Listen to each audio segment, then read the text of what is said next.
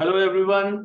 आज हम एक इम्पोर्टेंट टॉपिक डिस्कस करने वाले हैं पार्टनरशिप अकाउंट में इंटरेस्ट ऑन कैपिटल। सबसे पहली चीज ये है कि इंटरेस्ट ऑन कैपिटल की अकाउंटिंग किस तरीके से होती है वो हम डिस्कस करेंगे। क्या क्या सिचुएशन हो सकती है in relation to interest on capital, वो सब आज इस वीडियो में हम डिस्कस करने वाले हैं। इंटरेस्ट ऑन कैपिटल के लिए हम लोग जो फर्स्ट कंडीशन होती है वो ये देखते हैं कि पार्टनरशिप डीड जो बनाया है पार्टनर्स ने, पहली चीज तो ये है कि बनाया कि नहीं बनाया वो भी हमें देखना पड़ेगा। अगर उन्होंने पार्टनरशिप डीड बनाया है और partnership deed provides for interest on capital, तो फिर हम कैसे अकाउंटिंग करेंगे। और in and if partnership deed does not provide for interest on capital, or we can say partnership deed does not exist between the partners, तो भी same ही situation apply होगा। Partnership deed बना हुआ है, उसमें इंटरेस्ट ऑन कैपिटल प्रोवाइड नहीं किया गया है, या फिर पार्टनरशिप डीड बना ही नहीं है, उन दोनों सिचुएशन में सेम प्रोविजन अप्लाई होंगे। तो partnership deed does not provide for interest on capital, तो ये दो सिचुएशन हम यहाँ पे कंसिडर कर रहे हैं जो पहली कंडीशन होती है इंटरेस्ट ऑन कैपिटल के लिए। तो अगर हम बात करें partnership deed does not provide for interest on capital, it means interest on capital के लिए पार्टनरशिप डीड में कुछ लिखा हुआ नहीं है, या पार्टनर्स ने डीड ही नहीं बनाया हो, बिकॉज पार्टनरशिप डीड बनाना कंपल्सरी नहीं होता। सो अगर उन्होंने नहीं बनाया है या फिर बनाया तो है बट इंटरेस्ट ऑन कैपिटल से रिलेटेड अगर कोई भी प्रोविजन उसके अंदर नहीं है, तो ऐसी सिचुएशन में no interest on capital is allowed to the partners. किसी भी पार्टनर को कोई इंटरेस्ट ऑन कैपिटल नहीं मिलेगा। बट अगर सर पार्टनरशिप डीड में लिखा हुआ है इंटरेस्ट ऑन कैपिटल देना है और परसेंटेज लिखे हुए हैं, तो ऐसी सिचुएशन में इंटरेस्ट ऑन कैपिटल हम लोग पार्टनर्स को देंगे। लेकिन इसके अंदर भी दो सिचुएशन हो सकती है स्टूडेंट्स। पार्टनरशिप डीड में लिखा हुआ है और वो दो तरीके से लिखा हुआ हो सकता है। एक होता है एज ए एप्रोप्रिएशन,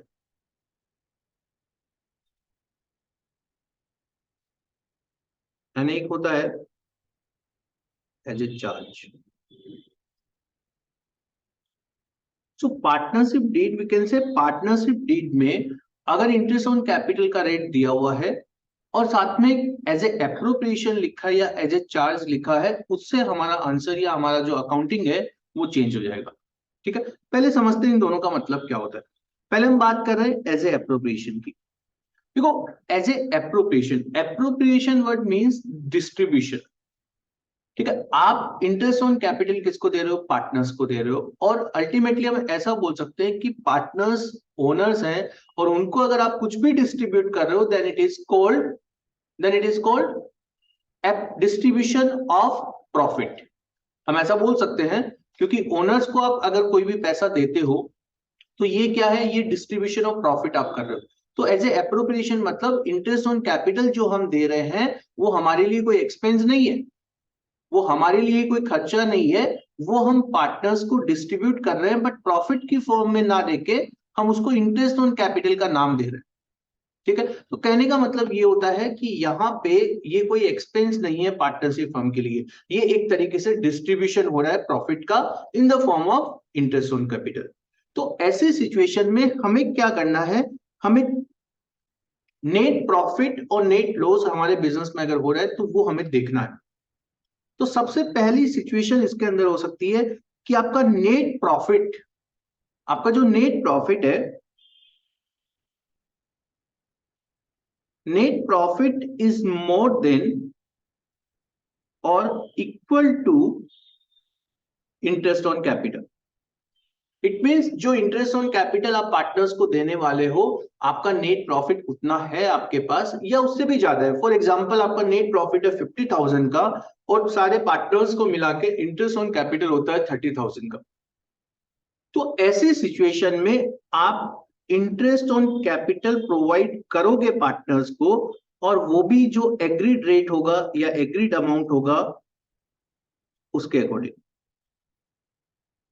जो भी एग्रीड अमाउंट है, फॉर एग्जांपल जैसे मैंने आपको यहाँ बताया कि 30,000 का इंटरेस्ट ऑन कैपिटल है, तो 30,000 का इंटरेस्ट ऑन कैपिटल हम पार्टनर्स को प्रोवाइड कर देंगे, कोई दिक्कत नहीं है। तो कहने का मतलब ये होता है कि अगर इंटरेस्ट ऑन कैपिटल का अमाउंट कम है, नेट प्रॉफिट का अमाउंट ज्यादा है, एज ए एप्रोप्रिएशन अगर लिखा हुआ है पार्टनरशिप डीड में, तो ऐसी सिचुएशन में हम लोग पूरा इंटरेस्ट ऑन कैपिटल उनको दे देंगे, कोई दिक्कत नहीं है।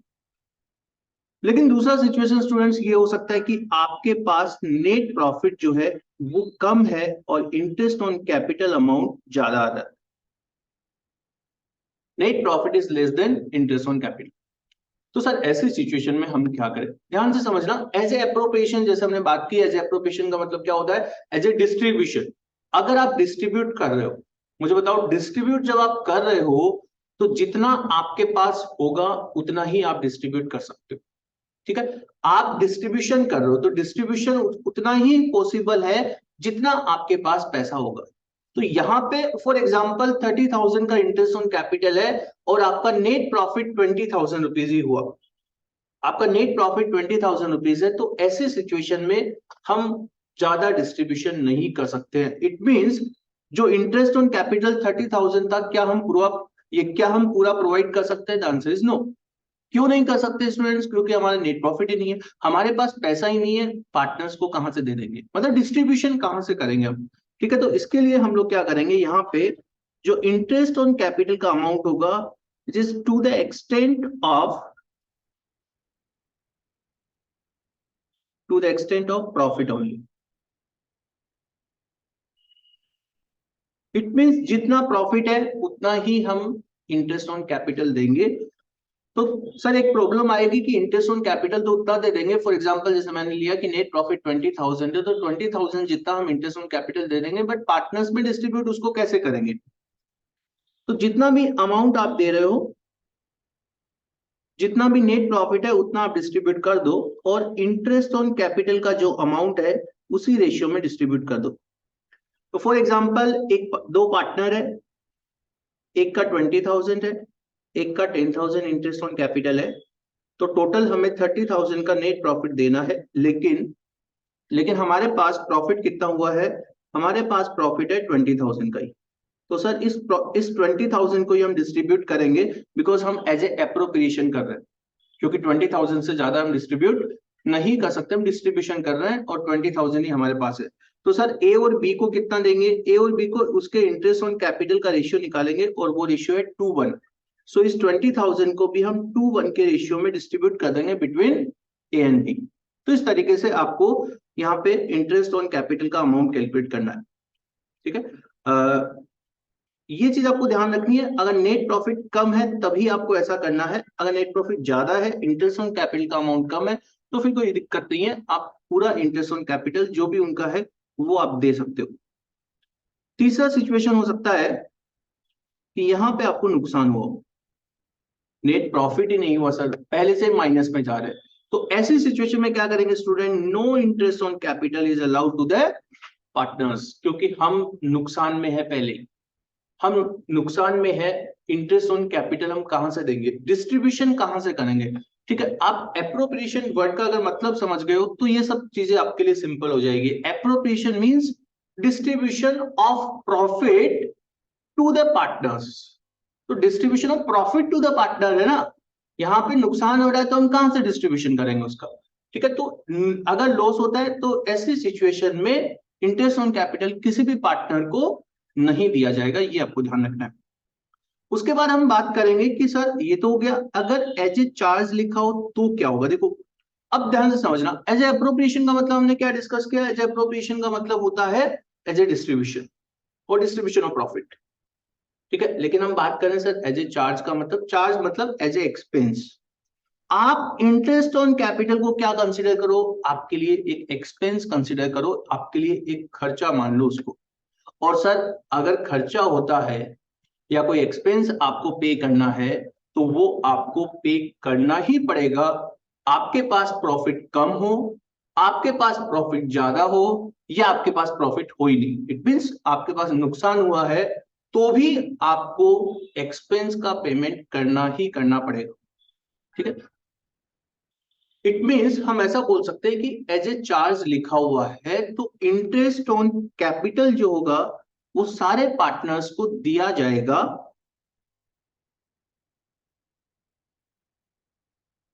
और जितना उनका इंटरेस्ट ऑन कैपिटल बनता है उतना पूरा हम इंटरेस्ट ऑन कैपिटल उनको प्रोवाइड करेंगे, irrespective of net profit and net loss. ठीक है, आई होप सबको समझ आ रहा है। तो interest on capital agreed rate पे उनको दिया जाएगा एज ए चार्ज लिखा हो तो। ठीक है, ये तो हो गया कब देना है और कितना देना है, उसके बारे में हमने डिस्कस किया।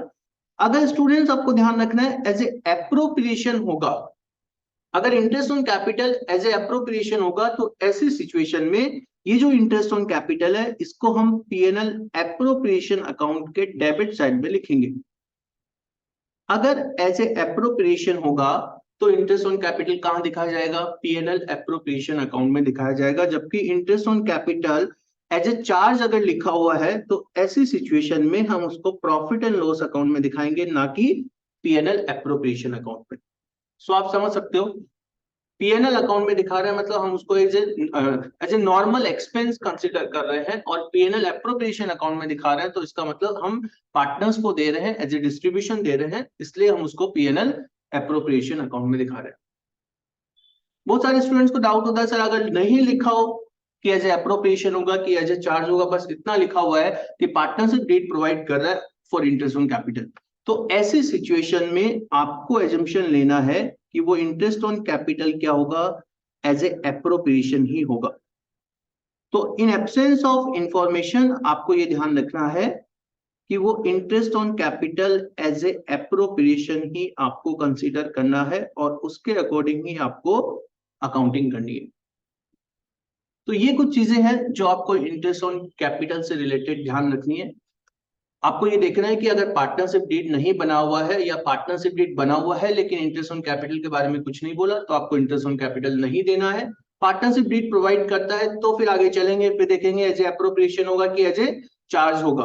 एज ए एप्रोप्रिएशन अगर लिखा हुआ है तो नेट प्रॉफिट अगर ज्यादा है इंटरेस्ट ऑन कैपिटल के अमाउंट से तो कोई दिक्कत नहीं है, जितना इंटरेस्ट ऑन कैपिटल बनेगा उतना हम दे देंगे। नेट प्रॉफिट कम है इंटरेस्ट ऑन कैपिटल ज्यादा है तो ऐसी सिचुएशन में इंटरेस्ट ऑन कैपिटल जो होगा वो to the extent of net profit ही दिया जाएगा, और वो भी इंटरेस्ट ऑन कैपिटल का जो रेशियो होगा उस रेशियो में हम पार्टनर्स को डिस्ट्रीब्यूट कर देंगे।